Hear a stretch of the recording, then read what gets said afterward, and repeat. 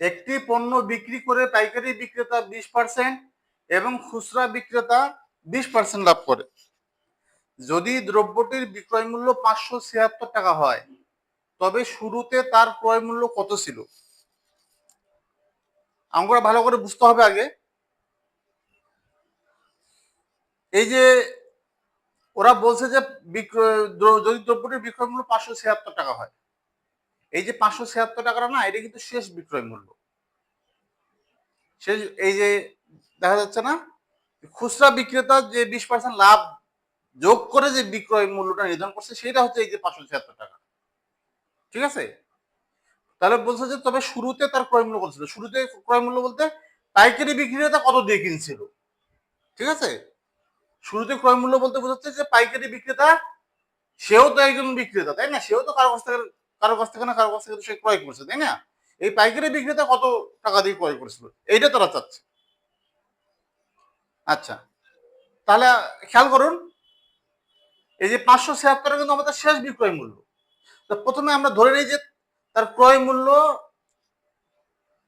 শুরুতে তার ক্রয় মূল্য ছিল এক্স টাকা। ধরি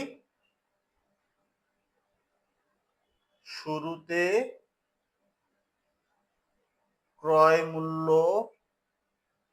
ছিল এক্স টাকা।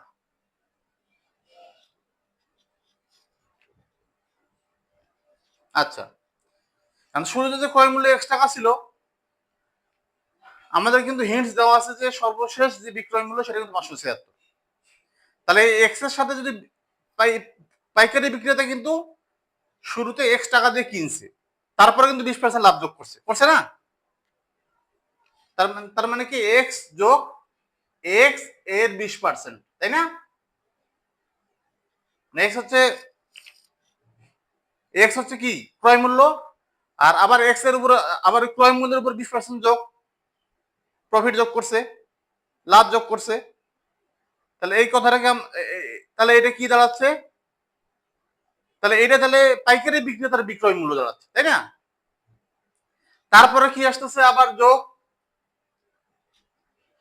তারপরে আবার এই আপনার খুচরা বিক্রেতা যে 20% লাভ করছে, খুচরা বিক্রেতা যে এই দামে কিনছে, এই দামে কিনে আবার কি করছে? আবার সে 20% লাভ করছে। 20% লাভ করে কি করছে? 20% লাভ করে সে আবার কিন্তু 576 টাকা 20% যে লাভ করছে, 20% লাভ যে যোগ করছে, এই লাভ যোগ করেই কিন্তু 576 টাকা হয়েছে। কথাটা আমি একটু বোঝার চেষ্টা করুন, এই জায়গাটা একটু বুঝতে হবে।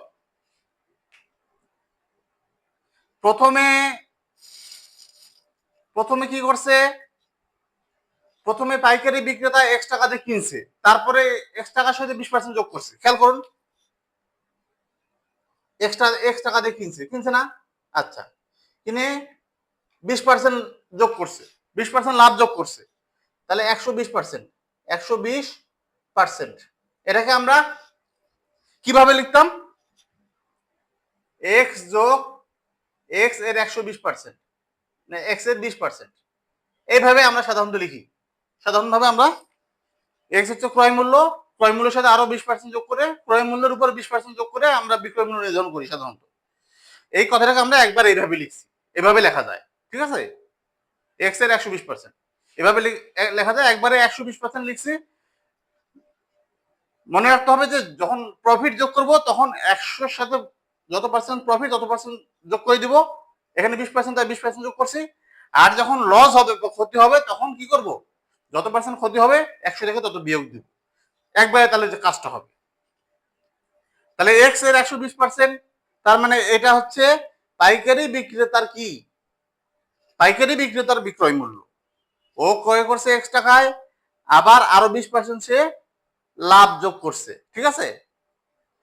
এরপরে কি করছে? এরপরে খুচরা বিক্রেতা আবার 20% লাভ যোগ করছে, 120%। খুচরা বিক্রেতা কি করছে? আবার 20% লাভ যোগ করছে। তাহলে এটা কি বিক্রয়, খুচরা বিক্রেতার বিক্রয় মূল্য হলো না? দেখুন তো, দেখি জিনিসটা খেয়াল করুন তো। প্রথমে পাইকারি বিক্রেতা এক্স টাকায় ক্রয় করছে, তারপর সে 20% লাভ যোগ করছে। আবার খুচরা বিক্রেতা আবার ক্রয় করার পরে 20% আবার লাভ যোগ করছে। তার মানে এখন খুচরা বিক্রেতা এই 20% লাভ যোগ করার পরেই কিন্তু বিক্রি করবে। এখন কিন্তু এটা মূলত খুচরা, এটা মূলত খুচরা বিক্রেতার বিক্রয় মূল্য, তাই না? এটা কি খুচরা বিক্রেতার বিক্রয় মূল্য। তাহলে আমাদের তো এটা আমরা পাইলাম খুচরা বিক্রেতার বিক্রয় মূল্য। তো আবার এখানে দেওয়া আছে খুচরা বিক্রেতার বিক্রয় মূল্য 576 টাকা। তার মানে এটা সমান আমরা 576 লিখতে পারি। কথাটা কি বুঝতে পারছেন? এই জায়গাটা কিন্তু বুঝতে হবে।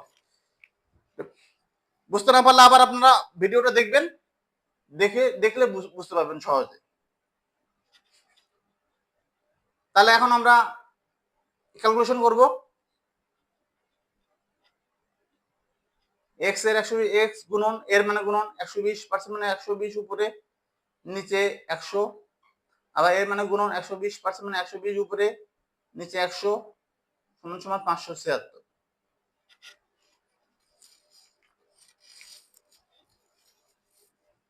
তাহলে এখন কি করব আমরা? এক্স আমাদের কিন্তু টার্গেট শুরুতে ক্রয় মূল্য ছিল x টাকা, এক্স এর মানটা বের করা, তাই না? এক্স এর মানটা বের করা কিন্তু আমাদের টার্গেট। তাহলে এখন কি করব? এখন আমরা এক্সটাকে এদিকে রেখে বাকিগুলো ওইদিকে নিয়ে যাব। এক্সটাকে এদিকে রেখে কি করব? বাকিগুলো ওইদিকে নিয়ে যাব। তো তার আগে আমরা একটু কাটাকাটি করি। এদিকে এই শূন্য কাটলাম, আবার এই শূন্য কাটলাম। তাহলে এখন দেখুন, এখন আমরা এক্সটাকে এই পাশে রাখবো, এক্সটাকে এই পাশে রাখলাম। ওইদিকে 576 আছে না? যেহেতু গুণ অবস্থায় আছে, এখানে দেখুন 12/1, এটা কি অবস্থায় আছে? গুণ অবস্থায় আছে না? এই 12/1টা এক্স এর সাথে গুণ অবস্থায় আছে না? ওইদিক গেলে কি হবে? 576 গুণন 1/12 হয়ে যাবে। এই একটা উপরে যাবে, 12টা কি নিচে আসবে। আচ্ছা, আবার এটা 12/100 যেটা, এটা ওইদিকে গেলে কি হবে? জিনিসটা খেয়াল করুন। আমি এভাবে না বলে আর একটু সহজ হওয়ার জন্য আমি বলতেছি, খেয়াল করেন, সহজের জন্য বলতেছি। গুণ অবস্থায় থাকলে এইদিকে সমান চিহ্নের এই পাশে গুণ অবস্থায় থাকলে যখন অপর দিকে নিয়ে যাবে তখন কি হয়ে যাবে? ভাগ হয়ে যাবে, তাই না? তাহলে ভাগ আমরা লিখি 12/1, 12/1। আচ্ছা, আবার এটা এদিকে নিয়ে গেল ভাগ 12/100, 12/100, তাই না? এই এটা সহজের জন্য আমি করলাম, তখন আমি একবারে করতে চাচ্ছিলাম। এখন এই ভাগকে ভাগ অবস্থায় রাখা যাবে না, ভাগকে কি বানাতে হবে? গুণ, ক্যালকুলেশনের জন্য। তাহলে উপরে 1 যাবে, নিচে কি 12 আসবে। ভাগকে গুণ বানালে নিচেটা উপরে যাবে, উপরটা নিচে আসে। আবার ভাগকে গুণ বানাবো, উপরে 100 হবে, নিচে কি হবে? 12 হবে। ঠিক আছে? তাহলে এখন যদি আমরা কাটাকাটি করতে যাই,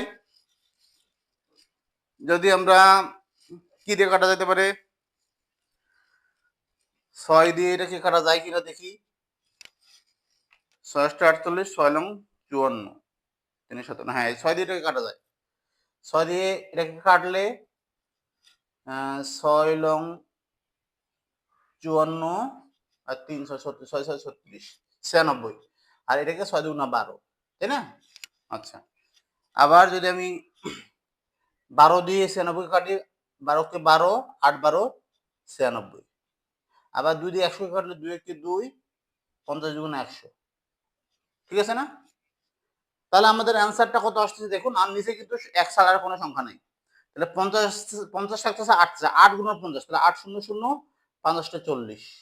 তাহলে অতএব x সমান সমান 400 টাকা। 400 টাকা, এটা আমাদের শুরুতে ক্রয় মূল্য ছিল 400 টাকা। আশা করি বুঝতে পেরেছেন।